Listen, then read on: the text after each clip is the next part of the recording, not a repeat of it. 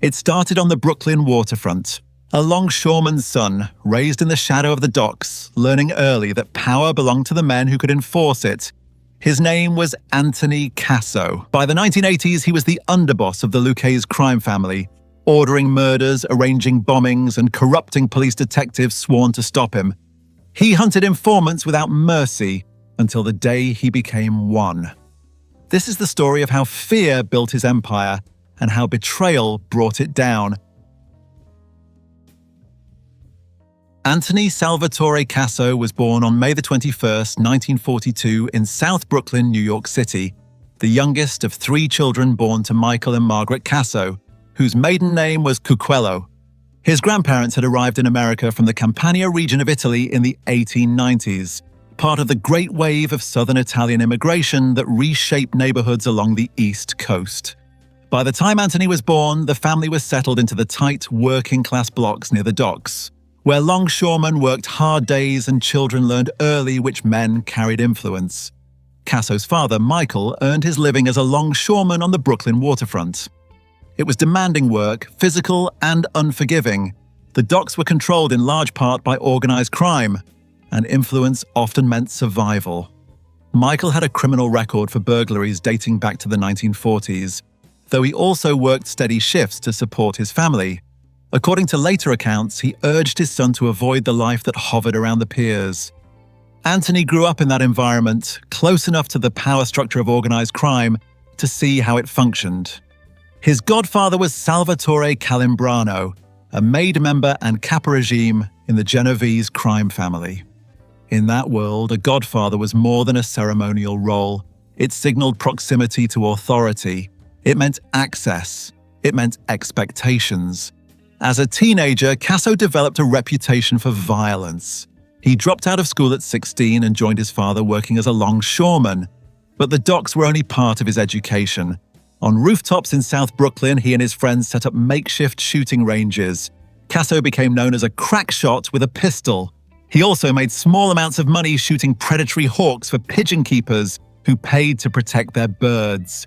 Firearms were not a hobby. They were practice. He gravitated toward the South Brooklyn Boys, a local street gang known for its aggression. The gang culture of the late 1950s in Brooklyn revolved around territorial disputes, street fights, and proving loyalty through violence. In 1958, Casso was arrested after participating in a rumble against a rival Irish-American gang. It was his first documented arrest. According to later accounts he gave to biographer Philip Carlo, his father visited him at the police station after that arrest and tried to frighten him into changing direction. The warning did not land. The streets had already begun shaping him. By the end of the 1950s, Anthony Casso was no longer a kid watching from the edge of the waterfront. He was part of a generation coming up fast, already comfortable with fists, guns, and the idea that power came from fear. The docks, the gangs, the family connections, they were not separate threads, they were the foundation. By the late 1950s, Anthony Casso was no longer drifting around the edges of trouble. He was moving towards something organized. After his 1958 arrest in a gang fight, his name began circulating in neighborhoods where reputations mattered. Violence, when controlled and directed, had value in the Mafia. It did not take long for him to draw the attention of Christopher "Christy Tick" Furnari, a rising Cap regime in the Lucchese crime family who ran the powerful 19th Hole crew in Brooklyn. Furnari saw something useful in Casso. He was young, disciplined, and comfortable with intimidation. Under Furnari's supervision, Casso began running a small loan sharking operation. The business was simple in structure and brutal in enforcement. Money went out at steep interest rates. Payments were expected on time. If they were late, Casso handled it personally. He also served as muscle for Furnari's gambling and narcotics rackets. By the early 1960s, the Lucchese family had significant interests in bookmaking and drug distribution, even as some bosses publicly denied involvement in narcotics. Casso operated at street level, collecting debts, delivering threats, and building a reputation for reliability. In that world, reliability meant you followed orders without hesitation. In 1961, he was arrested for attempted murder. The case had the potential to derail everything. but the alleged victim refused to identify him in court. Without a cooperating witness, prosecutors had little to work with. Casso was acquitted. That pattern would repeat itself. Between the mid-1960s and the 1970s, Casso was arrested multiple times on state and federal charges, including assault with a gun and heroin trafficking. Each time, the cases collapsed. Witnesses refused to testify. Statements were withdrawn. Evidence weakened, whether it was fear, influence, or silence imposed by the code of the street. The result was the same. No convictions. Each arrest, instead of pushing him away from organized crime, hardened his standing within it. Surviving charges without prison time sent a message. He could operate under pressure. He could keep his mouth shut. He could be trusted. By the early 1970s, Anthony Casso was no longer simply a violent kid from South Brooklyn. He was a dependable earner and enforcer under Christopher Furnari, moving steadily toward formal induction into the Lucchese crime family. The foundation had been laid. In 1974, Anthony Casso reached a milestone that changed his position in the underworld permanently. At 32 years old, he was formally inducted as a made man in the Lucchese crime family. The ceremony bound him by oath to La Cosa Nostra, placing him inside an organization that rewarded loyalty and punished betrayal with finality. He was assigned to the crew of Vincent Fosseri, which operated out of 116th Street in Manhattan and from 14th Avenue in Brooklyn. The promotion was not ceremonial. It meant protection, status, and direct access to larger criminal operations. Around this time, Casso deepened his relationship with another ambitious Lucchese member, Victor Amuso. The two men shared similar temperaments and similar ambitions. Their partnership would last nearly 2 decades and reshape the power structure of the family. Together, they committed a range of crimes, including drug trafficking, burglary, and murder, building reputations as both earners and enforcers. Their success brought them back under the authority of Christopher Furnari, who ran the influential 19th Hole crew in Brooklyn. Within that crew, Casso and Amuso led a sophisticated burglary operation known as the Bypass Gang. The Bypass Gang was not a street-level smash-and-grab outfit. It was organized and technical. The ring included expert locksmiths, safecrackers, and specialists in defeating security alarm systems. They targeted safety deposit boxes and commercial vaults across New York City and Long Island. According to law enforcement estimates, the group stole more than $100 million during the 1970s and 1980s. The scale of the operation made it one of the most lucrative burglary enterprises in the region. It also demonstrated something important about Casso. He was not operating on impulse. He understood structure, delegation, and profit. When Furnari was later promoted to act as the Lucchese family's consigliere, he considered naming Casso as his successor to lead the 19th Hole crew. Casso declined the promotion and instead suggested that Victor Amuso be elevated.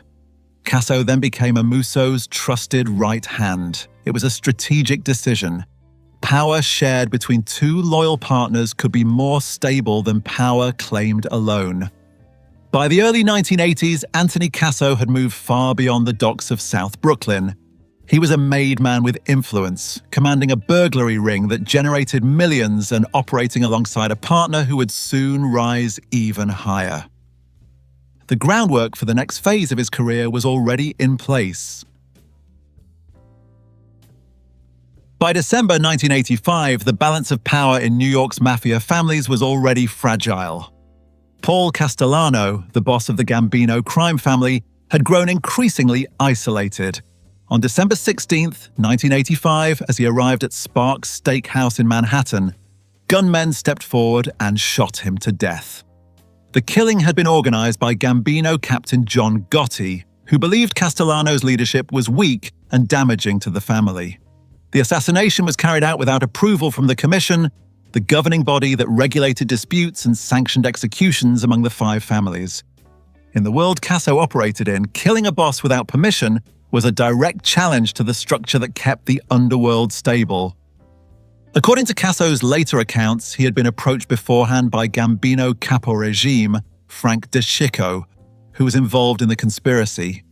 De Chico sought support from other families as the commission trial loomed over New York's leadership. Casso later said he warned that murdering a boss without commission approval would trigger consequences. The warning did not stop the plan. Castellano was killed, and Gotti quickly took control of the Gambino family. Lucchese boss Anthony Corallo and Genovese boss Vincent Gigante viewed the act as a violation that required retaliation.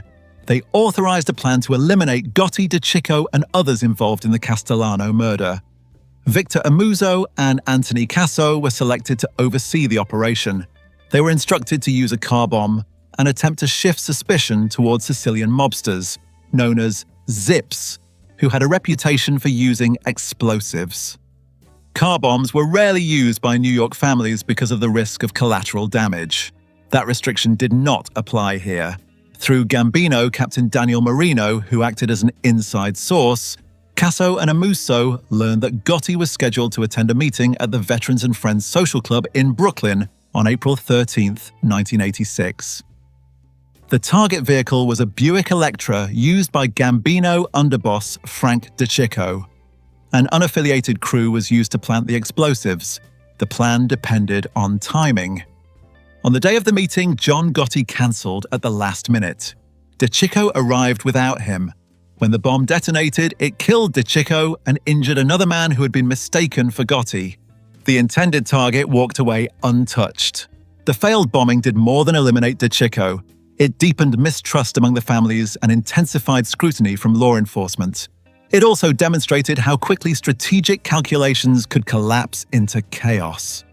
For Casso and Amuzzo, the message was clear. The old rules were weakening. Retaliation had been attempted, the target survived, and the consequences were still coming. By late 1986, the old guard of the Lucchese crime family understood what was coming. The Mafia commission trial was underway in federal court, targeting the leadership of New York's 5 families. Wiretaps and surveillance had captured conversations that prosecutors intended to use to dismantle decades of organized control. Anthony Corallo, the longtime boss of the Lucchese family, recognized that a conviction was likely and that he would spend the rest of his life in prison. Before that happened, he made arrangements. In November 1986, Corallo summoned Victor Amuzzo and Anthony Casso to a meeting at the Staten Island home of Christopher Fenari. Corallo wanted a seamless transfer of power, something the Lucchese family had managed for half a century. He initially offered the position of boss to Casso. Casso declined and suggested that Amuzzo be elevated instead. It was a calculated decision that reinforced their partnership. In January 1987, after Corallo was sentenced to 100 years in prison, Amuzzo formally assumed control of the Lucchese family. Casso was named consigliere, stepping into Fenari's former advisory role. 2 years later, in 1989, when underboss Mariano Macaluso retired, Casso moved into that position. The structure was set. Amuzzo at the top, Casso at his side. Under their leadership, the family's rackets generated significant revenue. They oversaw extortion schemes involving Long Island carting and delivery companies, bringing in between $15,000 and $20,000 per month. They collected approximately $75,000 per month in kickbacks from 8 air freight carriers operating in the New York area, payments made in exchange for avoiding labor disputes. Unlicensed video gaming machines installed in connected businesses produced roughly $20,000 per week. A major family-owned concrete supplier delivered an additional $245,000 annually.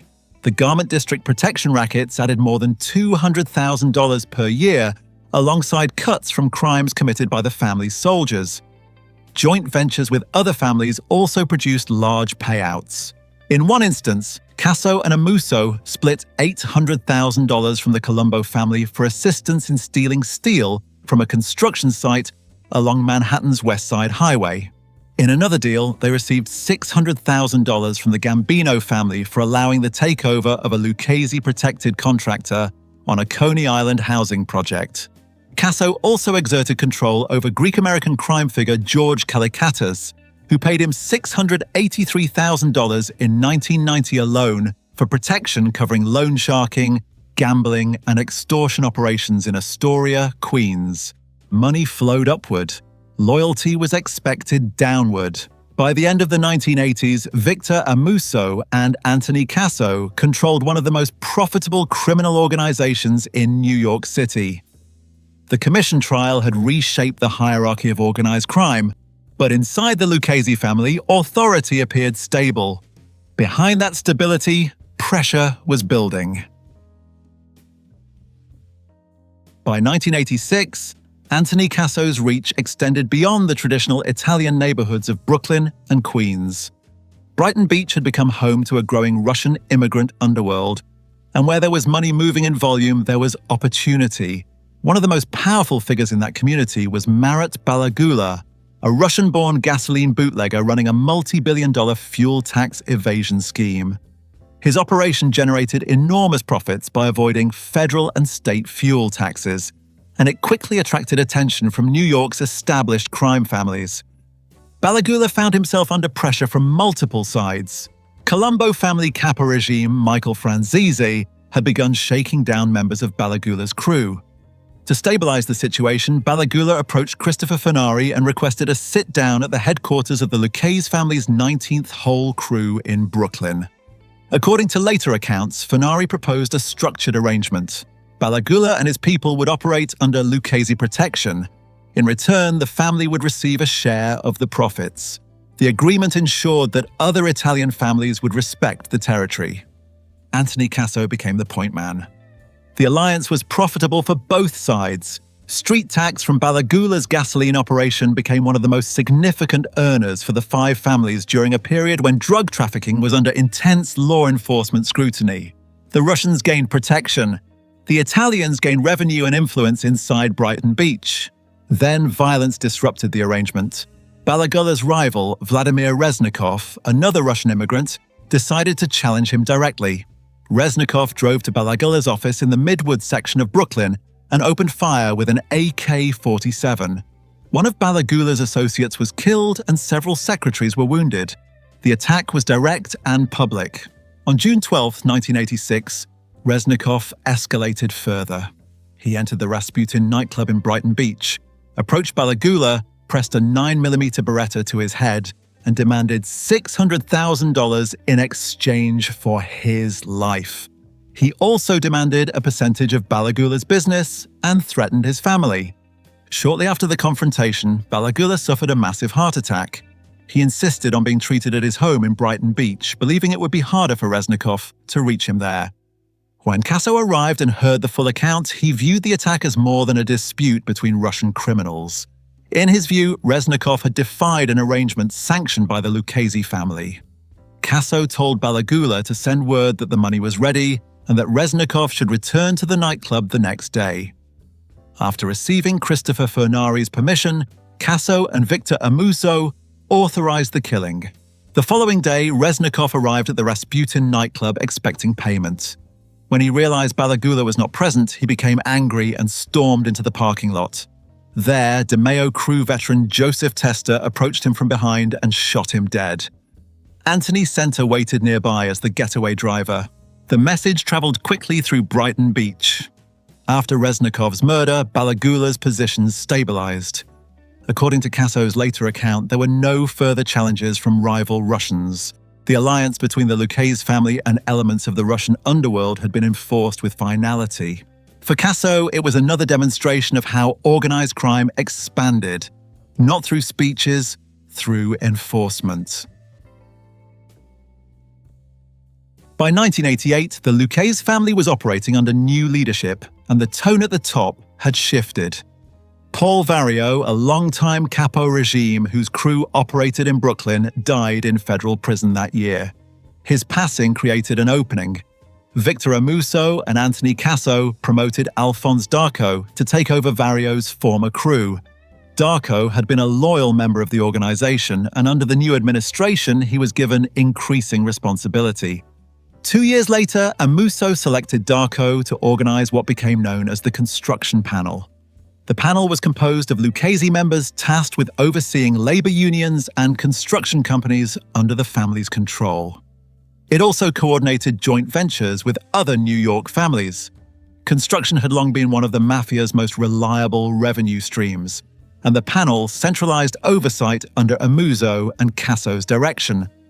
And Darko would later describe himself as the man assigned to carry out difficult assignments, the one sent when something unpleasant needed to be done.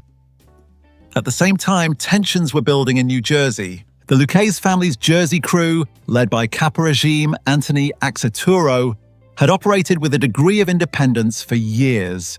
They generated substantial profits from gambling, loan sharking, and other rackets.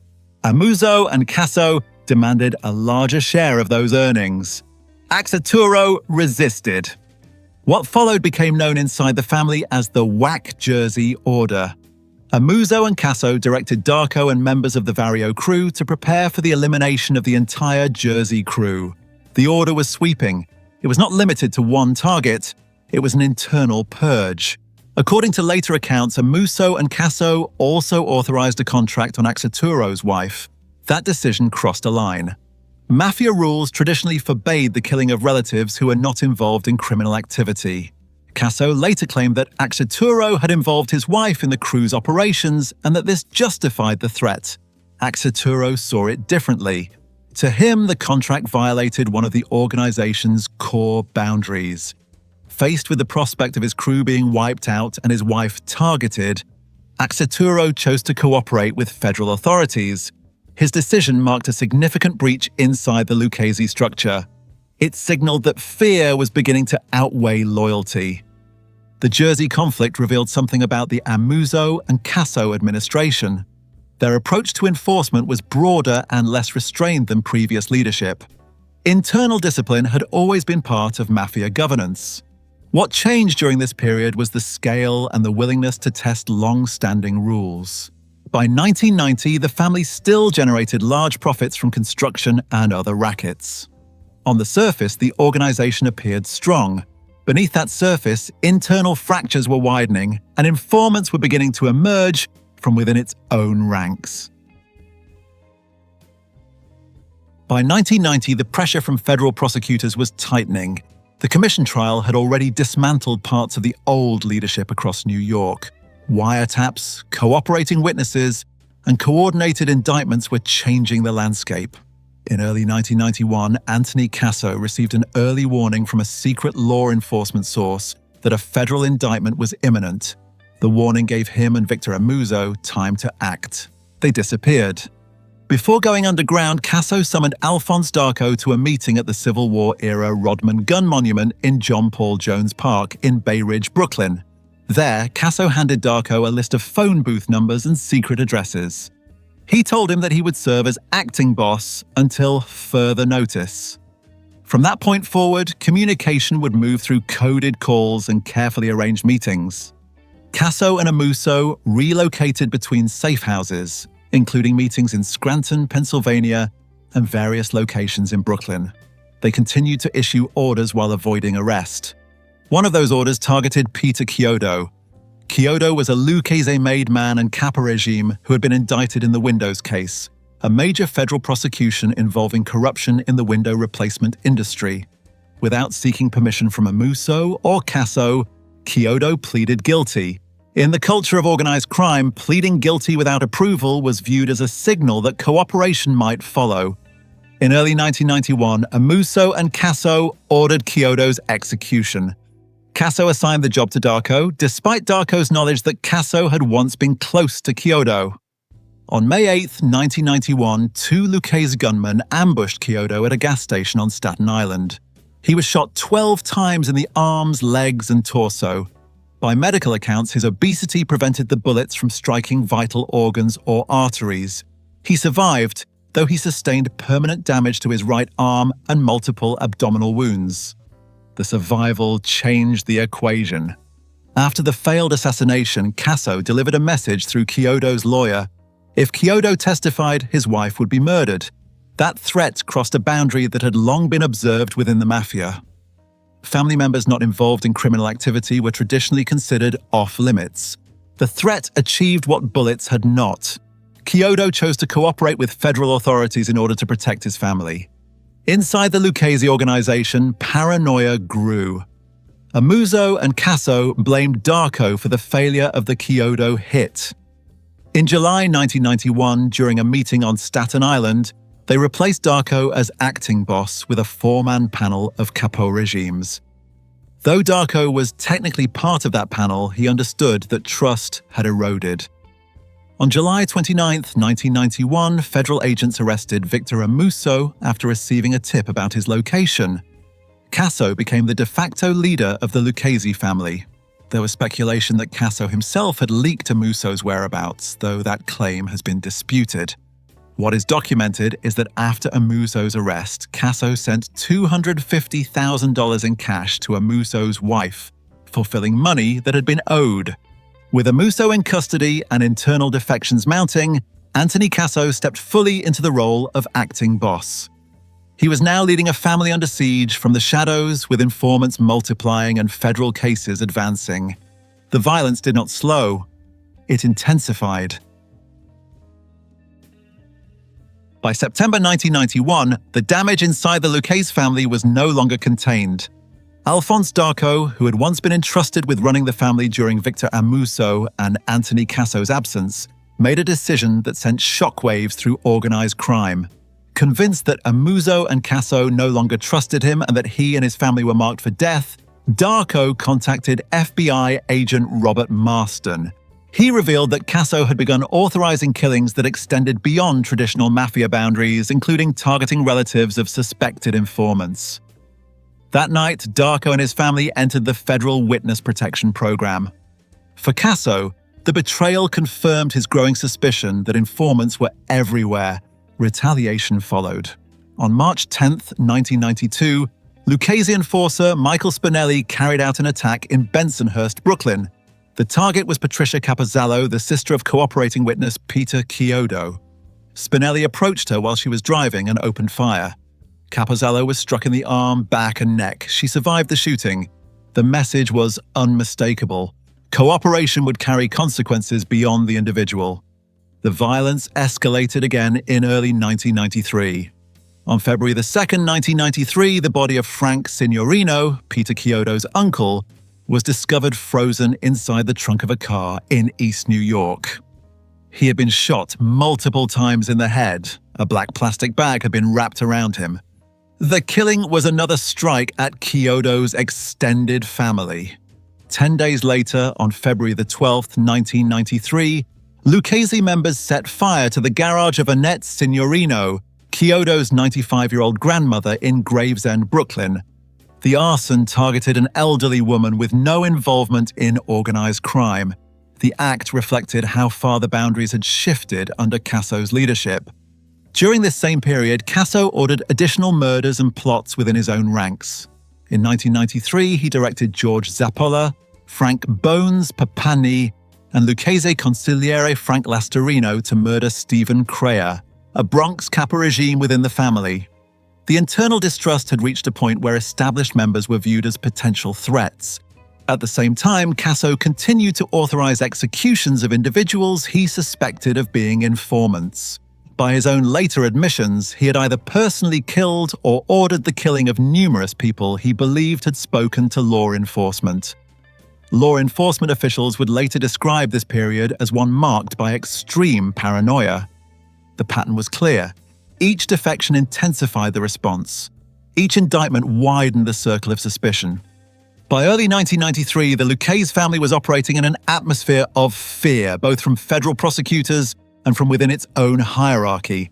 Anthony Casso, now the acting boss, was issuing orders while moving between safe locations, determined to eliminate anyone he believed posed a threat.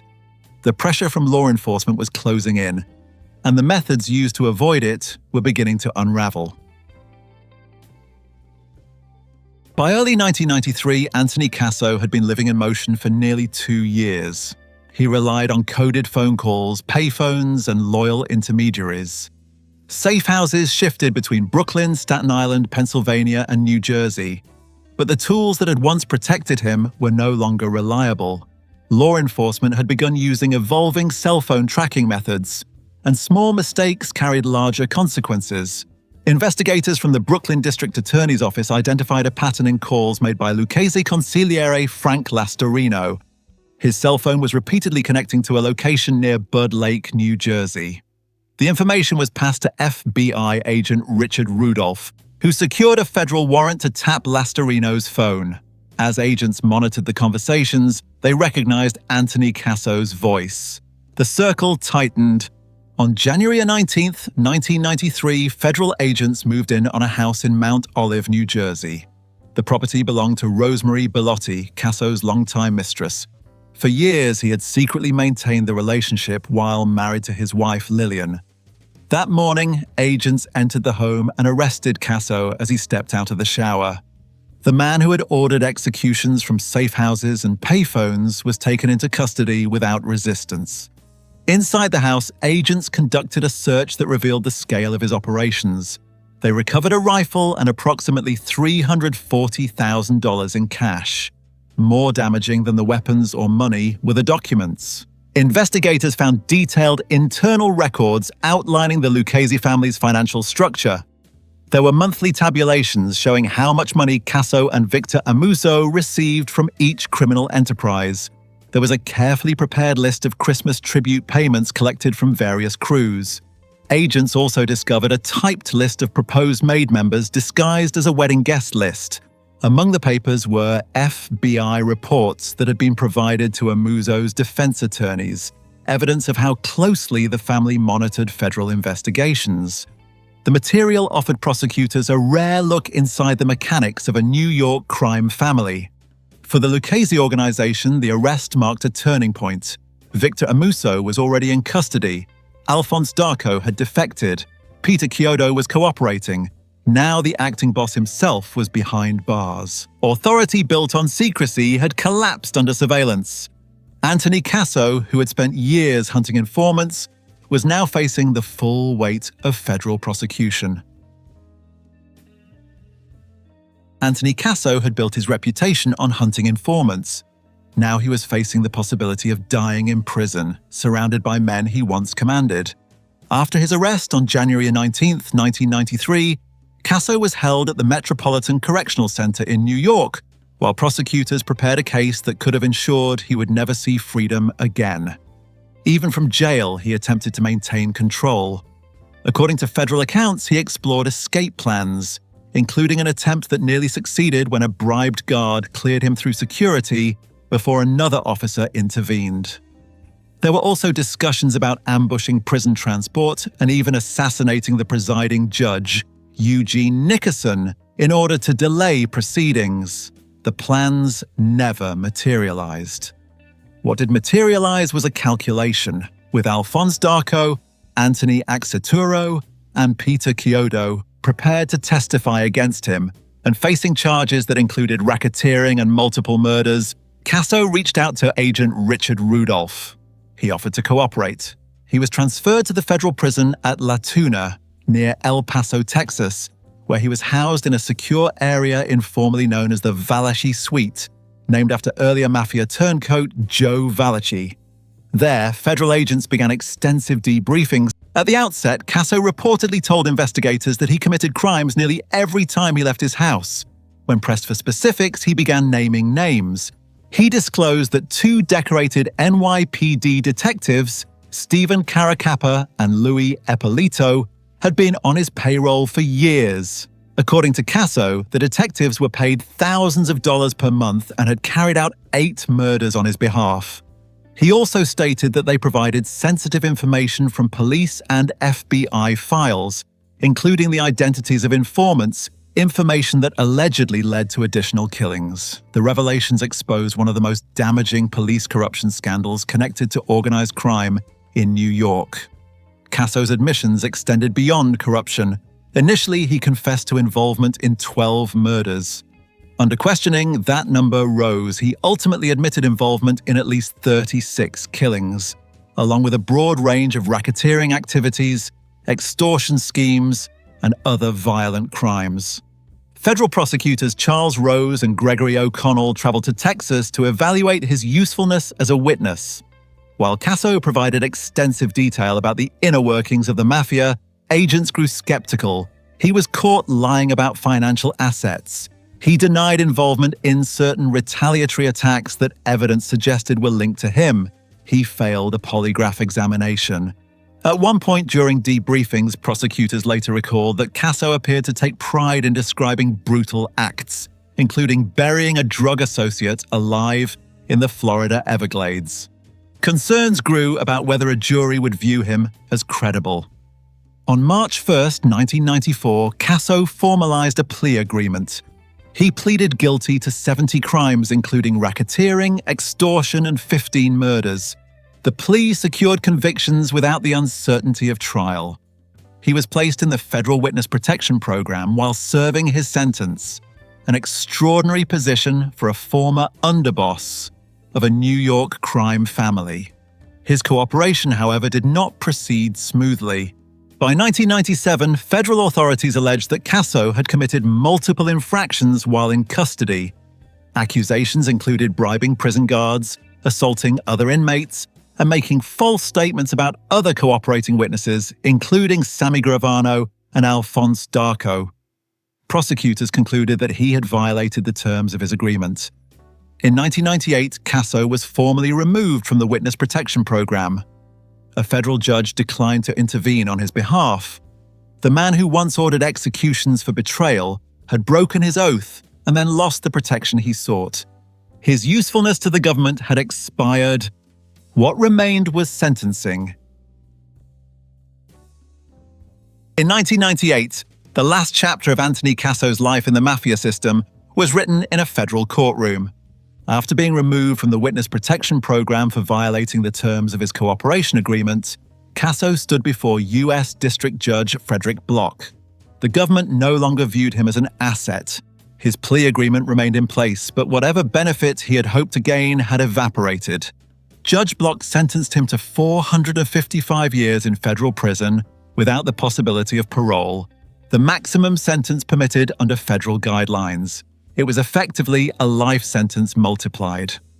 Casso began serving that sentence at ADX Florence in Colorado, the federal government's supermax facility designed for inmates considered exceptionally dangerous or high risk. The prison is built for isolation. Contact is limited. Movement is controlled. For a man who had once directed a crime family, the confinement was absolute. In March 2009, Casso was transferred to the Federal Medical Center at the Federal Correctional Complex in Butner, North Carolina, after being diagnosed with prostate cancer. His health had begun to deteriorate. After treatment, he was returned to ADX Florence in July 2009. Over the following years, he was moved through various federal facilities. In 2013, he was assigned to the Federal Residential Reentry Management Office in Minneapolis, an administrative designation used for inmates placed in home confinement, halfway houses, or other monitored placements. By May 2018, he had been transferred to the United States Medical Center for Federal Prisoners in Springfield, Missouri. Later transfers placed him at USP Terre Haute and eventually USP Tucson in Arizona, where he was serving his sentence beginning March 25, 2020. By then, Casso's health had significantly declined.